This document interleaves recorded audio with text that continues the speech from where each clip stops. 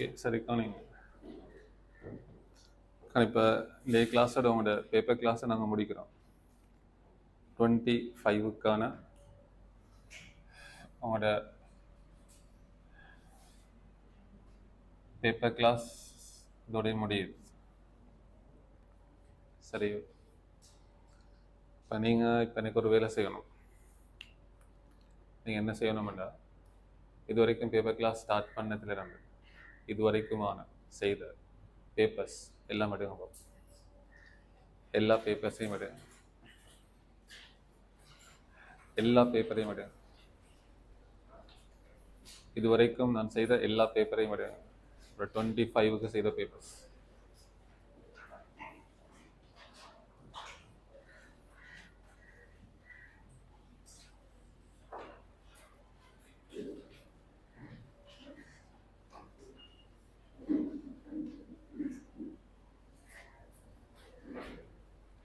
Twenty பேட்சுக்கு செய்த paper, உங்களோட பேட்சை செய்த பேப்பர்ஸ் எல்லாம் எடுங்க. சரியோ, எல்லா பேப்பரையும் எடுத்துட்டீங்கன்னா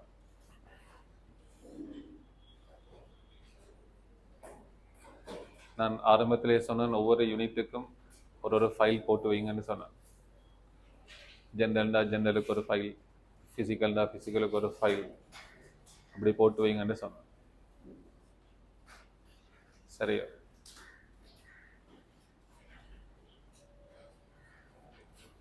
எல்லா ஃபைலையும் எடுத்துட்டீங்கன்னா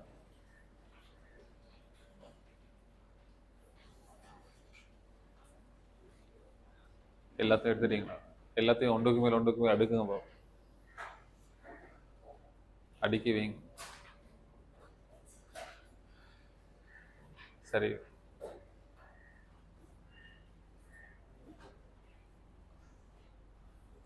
ஓகே.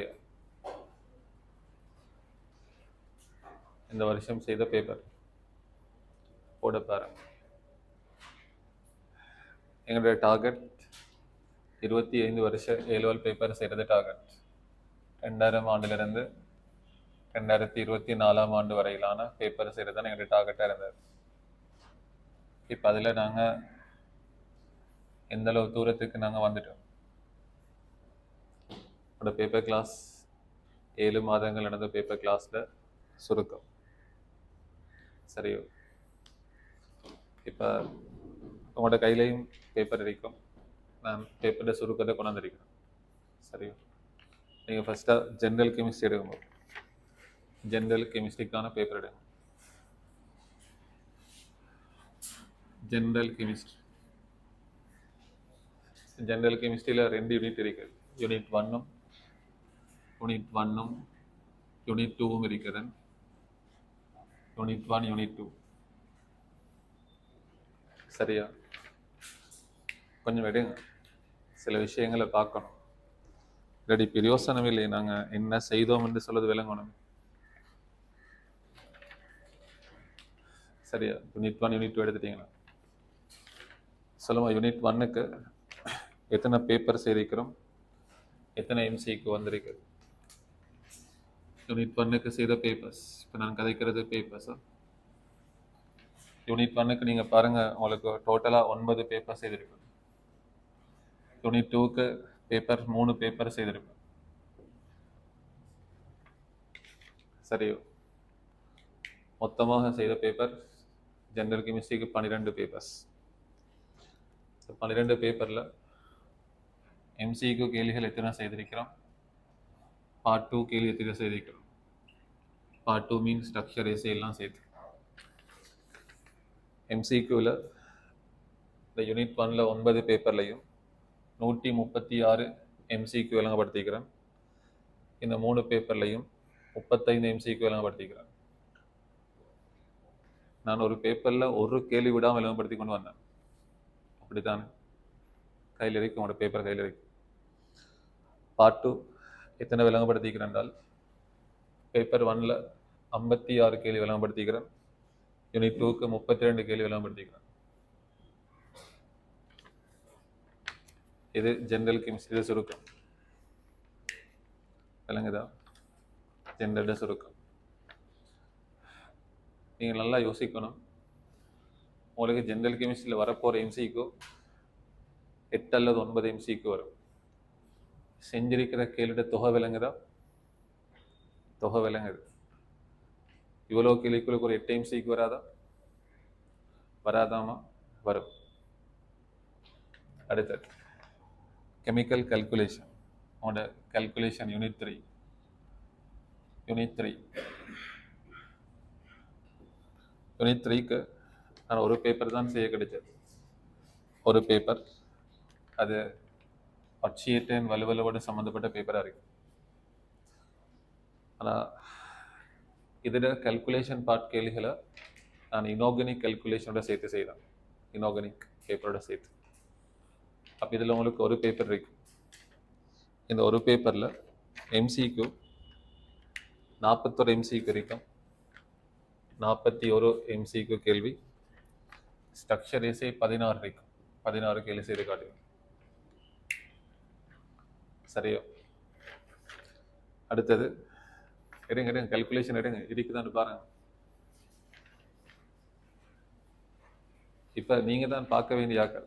நான் சொல்லிட்டு போ, நீங்கள் பார்க்கணும். என்ன பார்த்துட்டு இருக்கிறீங்களோ உங்களையே பார்க்கணும். இப்போ உங்களையே நீங்கள் சுய நிர்ணயம் ஒன்று செய்து கொண்டு போன முடியும்.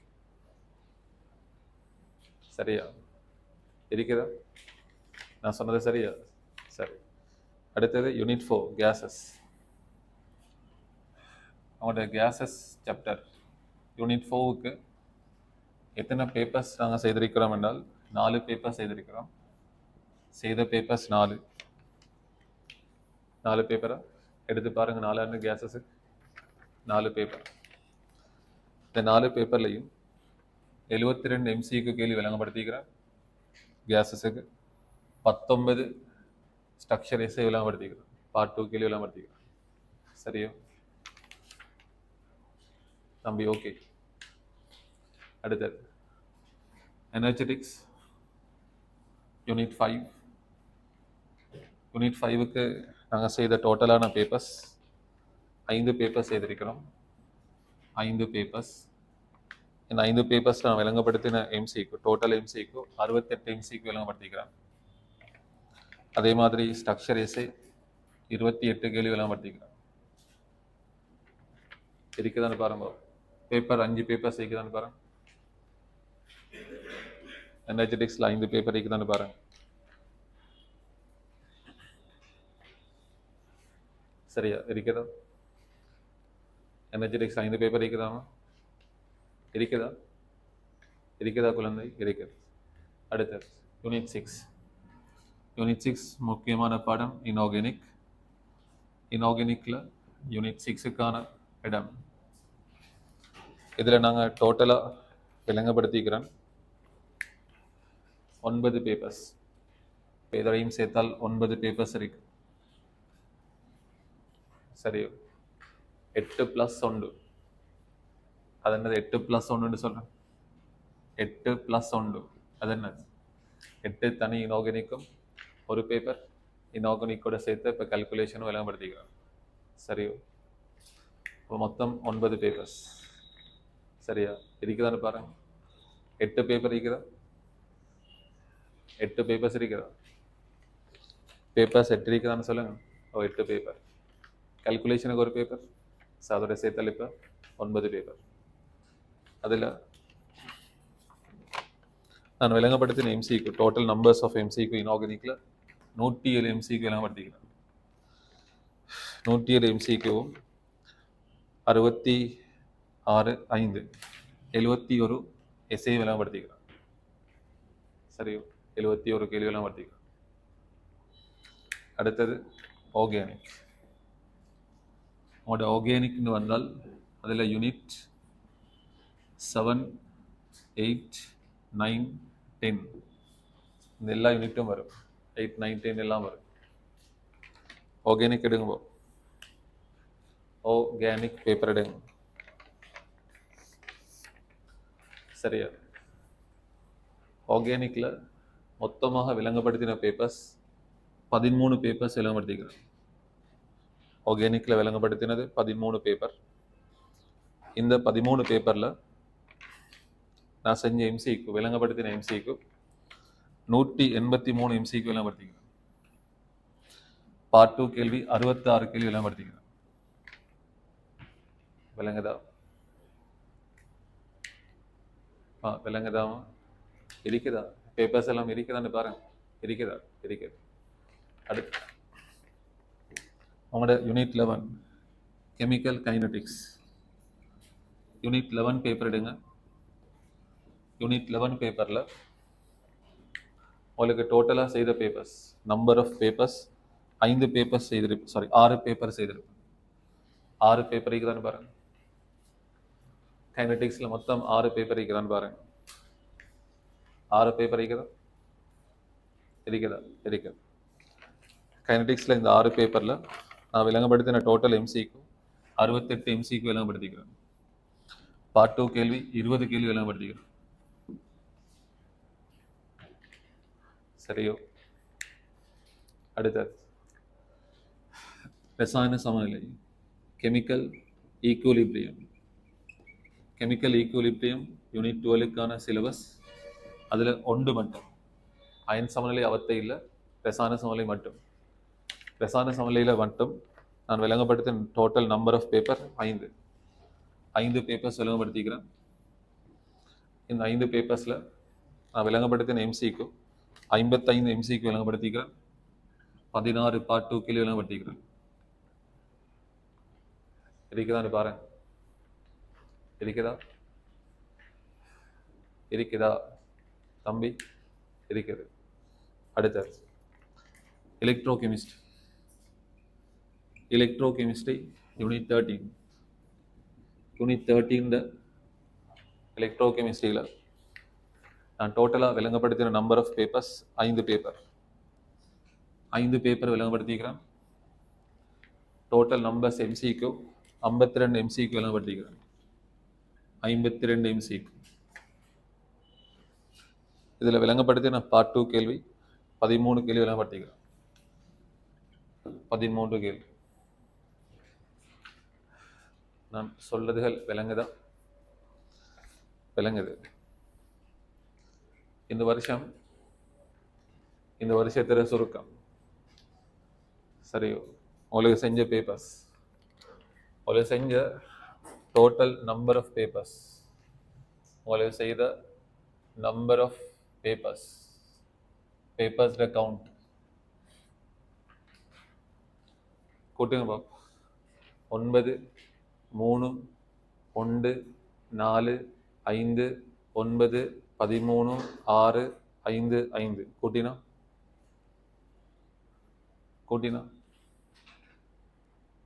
9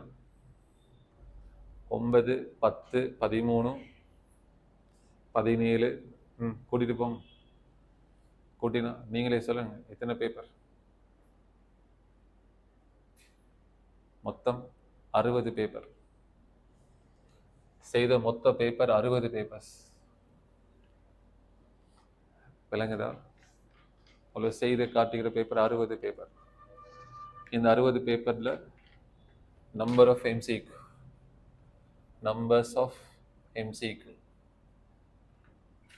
MCQ செய்து காட்டிக்கிறேன். டோட்டலா நீங்க கூட்டுங்க 6ல இருந்து 817 MCQ செய்து காட்டுகிறேன். 817 MCQ செய்து காட்டுகிறேன். எத்தனை மடங்குன்னு யோசிச்சு பாரு. பேப்பர்ல வாரது வெறும் 50 MCQ. விளங்குதா? 817 MCQ விளங்கப்படுத்திக்கிறேன். நீங்க இங்க வந்து புட்டுவத்தை சூடாக்கிட்டு போகல. நான் சொல்லதில் உங்களுக்கு விளங்குதா இருக்கு. அது மாதிரி number of part 2 questions, number of structure and SI part 2 உங்களுக்கு டோட்டலாக விளங்கப்படுத்திக்கிறேன். இந்த ஸ்ட்ரக்சர் எஸ்ஐ இன்னும் சேர்த்து உங்களுக்கு மொத்தமாக விளங்கப்படுத்திக்கிறேன். 337 கேள்வி விளங்கப்படுத்திக்கிறேன். 337 கேள்வி விளங்கப்படுத்திக்கிறேன். விளங்குதா? இது இந்த வருஷ பேப்பர் கிளாஸ்ட சமரி, சுருக்கம். இதுல இருந்து நீங்க படிச்சுட்டு போயிட்டு ஒன்று எடுக்கலண்டா நீங்களே உங்களோட முகத்தை கண்ணாடியில பார்க்கணும். இல்லைங்க, ஏற்கனவே பார்த்தா இருப்பீங்க, ஆனால் தெளிவா பார்க்கணும். தம்பி விளங்குதா? நான் எவ்வளோ கஷ்டப்பட்டு எவ்வளோ செய்து கொண்டு போய்க்கிறேன்னு விளங்குதா? விளங்குதான். இது லேசிப்பட்ட ஒரு விஷயம் ஒன்றும் இல்லை. வெறுமனே ஒரு 7 மாசத்துக்குள்ளுக்கு இவ்வளோ பேப்பர்ஸ் விளங்கப்படுத்துறது. நான் விளங்கப்படுத்துறேன்னா தெரியும் நான் எப்படி விளங்கப்படுத்துவேன். இதுல நீங்க ஒரு பாயிண்ட் நல்லா விளங்கணும். இந்த 7 மாச பேப்பர்ஸ்ல 7 மாதம் நடந்த 7 months நடந்த இந்த பேப்பர் கிளாஸ்ல நீங்க சரியா அனலைஸ் பண்ணி பார்த்தீங்கன்னா கிட்டத்தட்ட ஒரு 4.5 மாசம் 4.5 month செய்த கேள்விகள் மேக்சிமம் போச்சுன்னு சொன்னா நீங்க சரியா அனலைஸ் பண்ணி பார்த்தீங்கன்னா நாங்கள் ஒரு 35% கேள்வி தான் செய்திருப்போம். ஆனால் கடைசியாக வந்த ஒரு 2.5 monthக்குள்ளுக்கு ரெஸ்ட் ஆஃப் டைம் செய்து முடிச்சிருக்கு. விளங்குதா? இதுதான் எங்களுடைய ஸ்பீட். ஃபவுண்டேஷனை சரியாக போட்டால் பில்டிங்கை வேகமாக கட்டலாம்ன்றது கிடையாது. விளங்குதா? அடிப்படை சரியாக விழுந்தா இங்கே வேகமாக கேள்வி போகும். அடிப்படையை விளங்குறதுக்கு தான் அவ்வளோ கஷ்டப்பட்டோம். இந்த 4.5 மாசமும் நான் ட்ரை பண்ணது ஒரு கேள்வி ஏன் கேட்கப்படுது, அந்த கேள்வியோட ஐடியா என்ன, அந்த கேள்வி என்ன கன்செப்டுக்குள்ளுக்கு இருக்குது, அந்த கேள்வியோட கன்செப்ட் எப்படி எப்படி அடுத்தடுத்த வருஷங்கள்ல மாறுது, அப்போ உங்களுக்கு என்ன வரும், இந்த டீட்டெயிலா இன் அண்ட் அவுட்டா மேக்சிமம் டீப்பா போய் விளங்கப்படுத்திடும். ஏன்னா மெயின் டார்கெட்டா இருந்தது கேள்வி மாறுற ஸ்டைல் என்ன, எப்படி கேள்வி மாறுது. விளங்குதா? அதை விளங்கப்படுத்துறது தான் மெயின் டார்கெட்டாக இருந்தது. ஸோ அதுக்கு பிறகு வேகமாக கேள்வி போயிட்டது. ஆனால் இதுலேயும் எங்களோட விளக்கம் நாங்கள் குறைக்க இல்லை. நாங்கள் கேள்விக்கு தந்த விளக்கமோ கேள்வியோட விஷயமே ஒன்றும் குறையில்லை. ஆனால் என்ன கூடிட்டது, ஸ்பீடாகி கொண்டு வந்தது. உதாரணத்துக்கு ஆரம்பத்தில் நாங்கள் 4 மணித்தியால பேப்பர் கிளாஸில் ஒரு 15 MCக்கு விளங்கப்படுத்தினேன்டா, அதுவே ஒரு மணித்தியால பேப்பர் கிளாஸுக்குள்ளுக்கு என்ன வந்தது, 15 MCக்கு விளங்கப்படுத்துகிற காலம் வந்தது. ஒரு கிளாஸில் நாங்கள் 15 MCக்கு விளங்கப்படுத்தியிருப்பேன் 5 மணித்தியால கிளாஸில். ஆனால் அதுவே பிறகு வித்தின் 1 ஹவருக்குள்ளுக்கு நாங்கள் 20-25 MCக்கு பார்த்து கொண்டு போனோம். ஐடியாஸ் விளங்குதா? ஸோ பேப்பர் கிளாஸ் சக்ஸஸாக